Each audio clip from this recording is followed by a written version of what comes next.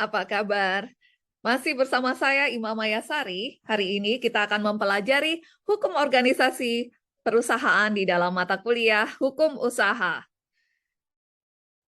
Nah, teman-teman semua, materi kuliah kita hari ini untuk mencapai sub CPMK 1, yaitu mahasiswa mampu menjabarkan dasar hukum, karakteristik, persyaratan, pembentukan, dan pembubaran serta likuidasi badan usaha, khususnya perseroan terbatas.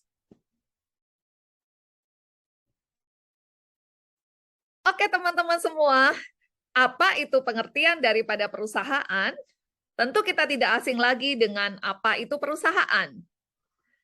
Nah, di dalam Undang-Undang Nomor 3 Tahun 1982 tentang wajib daftar perusahaan, yang dimaksud dengan perusahaan adalah setiap bentuk usaha yang menjalankan setiap jenis usaha yang bersifat tetap, terus-menerus, dan didirikan, bekerja, serta berkedudukan dalam wilayah negara Indonesia dengan tujuan memperoleh keuntungan dan atau laba.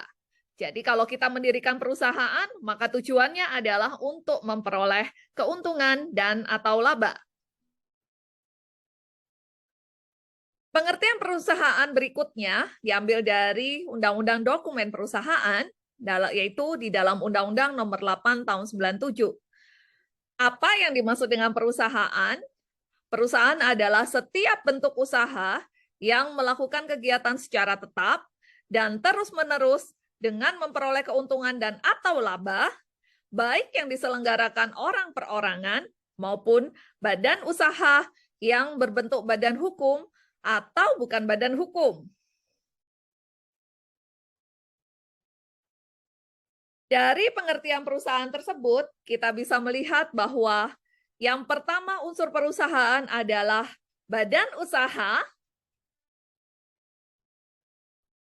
Yang kedua adalah kegiatan dalam bidang perekonomian.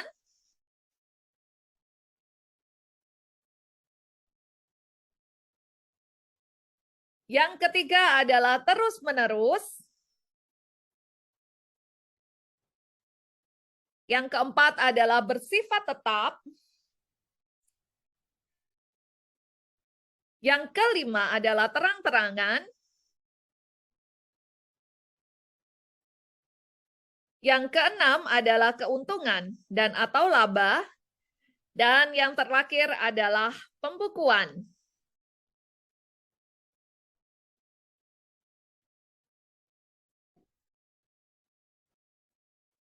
Baik teman-teman semua, di dalam kaitan dengan hukum perusahaan di sini merupakan pengkhususan dari beberapa bab di dalam Kitab Undang-Undang Hukum Perdata dan Kitab Undang-Undang Hukum Dagang yang merupakan Kitab Undang-Undang Hukum yang bersifat kodifikasi ditambah dengan peraturan perundang-undangan lain yang mengatur tentang perusahaan, yaitu hukum tertulis yang belum dikodifikasi.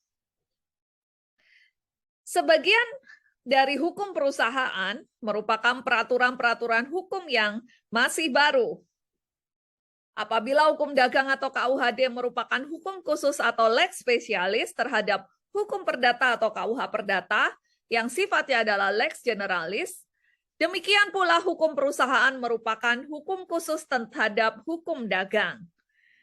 Nah, kita bisa lihat dari flowchart di sini bahwa KUH perdata, ada KUHD, dan kemudian hukum perusahaan. Terima kasih.